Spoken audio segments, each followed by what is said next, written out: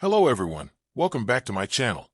Before starting the video, please subscribe and keep watching for more details videos. Coco Gauff overcomes 14 more double faults to advance in Montreal.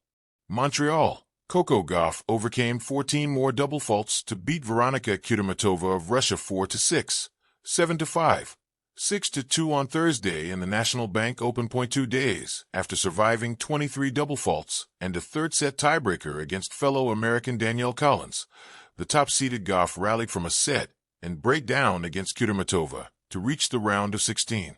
It was a tough match, Gauff said. I thought I did well mentally, especially on the return. I was playing an opponent that served really well. Obviously, I would like to serve better on my end, but overall, just happy to get through. Gauff, number 2 in the world behind Aryna Sabalenka, entered the week having lost 2 straight matches since winning the French Open, falling in her opening matches in Berlin and Wimbledon. It does give positives that I am winning these matches having literally one part of my game on a crutch, Gauff said. If I can stand on both feet, then I can only imagine that it will be a lot more straightforward and a lot easier for me. Gauff set up a match with 18-year-old Canadian Victoria Mboko, a 1-6, 6-3, 6-0 winner over Marie Buskova of Czechia in the night session. Mboko is the last of the 10 Canadians left. McCartney Kessler of the United States upset 4th-seeded Mira Andreeva of Russia 7-6, 6-4. 10th-seeded Alina Svitolina beat Kamila Rakimova of Russia 7-5, 6-2. This article was generated from an automated news agency feed, without modifications to text. It wasn't perfect. In fact, it was far from it. But Coco Gauff's second match at the 2025 Canadian Open in Montreal wasn't about perfection. It was about perseverance. Under the bright lights and high expectations that come with being the top seed, Gauff once again found herself in a battle not just across the net, but within herself. 14 double faults. In most contexts, that number would spell doom. In Gauff's case, it was just another storm she weathered. Another mountain climbed. Another headline, not about collapse, but about defiance. A star under pressure. Montreal was supposed to be Gauff's tournament. Coming off a steady climb in 2025, she had already collected 2 titles, reached a slam final, and claimed her spot as one of the sport's dominant figures. Yet from her first-round scrape against Danielle Collins, where she had racked up 23 double faults, it was clear that this week would test more than her physical game. Serve yips, shaky second deliveries, and visible frustration followed her into the second round, where she faced Italy's Lucia Bronzetti, a solid but unseeded player known more for consistency than star power. For Bronzetti, this was a golden opportunity. For Gauff, it was a question. Could she dig herself out of the serving slump in time to stay alive in Montreal? The match begins, a familiar storm. The first few games were a déjà vu of struggle. Gauff, trying to keep her composure, tossed the ball high and sent her second serves either long or into the net. The crowd, used to cheering booming aces from the young American, groaned softly with every double fault. For in the first set alone, 2 in 1 game. And yet, she clung on. Because when the serve abandoned her, Gauff's legs didn't. Her speed, her angles, her whip-quick backhand, those weapons never left her side. She chased down every drop shot, turned defense into offense, and unleashed winners that Bronzetti had no answer for. It was the kind of tennis that reminded everyone why Gauff is still a force, even when her serve is wobbling like a beginner's. She took the first set 6-4. Not cleanly, not easily, but through sheer fight. The mental game, between the toss and the truth. The real drama unfolded not in the rallies, but in the moments between them. Each time she stepped to the line, the tension was palpable. She bounced the ball, stared into the court like it owed her something, and took a breath. Then came the toss. Then the hesitation. Then, too often, the error. It wasn't mechanical. It was psychological. And yet, Gauff never crumbled. Instead, she began adjusting, not with technical fixes, but tactical ones. She started kicking second serves wide, taking speed off, and placing them deeper. She shortened her motion.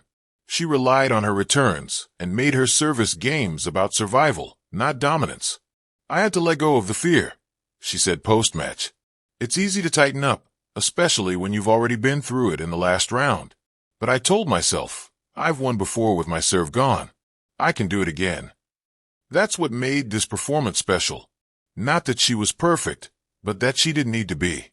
A rally cry, not a retreat. Bronzetti, to her credit, played brave tennis. She stepped inside the baseline, used her forehand to dictate, and forced Gauff into several long games in the second set. At 4-4, with the momentum hanging in the balance, Gauff faced 3 break points. And then, ace, forehand winner, lob pass on the run. 3 points that electrified the Montreal crowd. 3 points that showed the world what Gauff really plays for. Not just the wins, but the fight. She broke Bronzetti in the next game to seal the match. 6-4, 6-4. A straight sets win. A clean stat line. Not quite, but a victory that meant more than numbers. Why this match matters more than a trophy. In the age of metrics and perfection, 14 double faults might make for a headline of failure. But in Coco Gauff's hands, it becomes a narrative of triumph. Because real champions don't always win pretty. They win ugly. They win tired. They win anxious. And most importantly, they win anyway. This match was a metaphor for Gauff's evolution. She's no longer the 15-year-old phenom who shocked Venus Williams at Wimbledon. She's now a seasoned pro who knows that tennis is as much about surviving bad days as it is about shining on the good ones. Voices around the court. Tennis legend Lindsay Davenport, watching courtside, nodded appreciatively during the post-match broadcast. She's growing right in front of us, Davenport said. There's a beauty in watching someone figure it out mid-match. Coco didn't run from the problem. She worked through it. And that's what champions do. Commentators noted that even as Gauff double-faulted, she never lost the crowd's faith. She has that thing, call it star power, charisma, whatever, but fans stay with her, said Mary Jo Fernandez. And the way she acknowledges the crowd, even in tough moments, shows how grounded she still is. The road ahead. Serve first, questions later. With a quarterfinal looming, Gauff knows the serve issue isn't going away overnight. She acknowledged as much in her press conference. We'll work on it, she said, flashing her trademark grin. I've been in slumps before. It's part of tennis. But I'd rather deal with a bad serve and win than have everything perfect and lose. Her coach, Brad Gilbert, has a plan. It's all about the process, he said. Serve is a rhythm thing. She'll find it.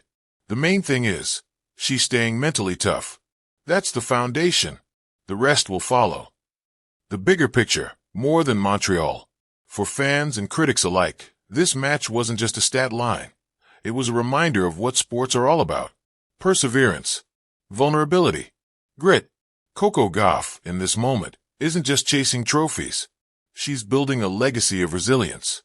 When future generations look back at her career, they may not remember every double fault or every match score, but they'll remember that even when things got messy, Gauff never bowed, never quit, never let the storm take her joy.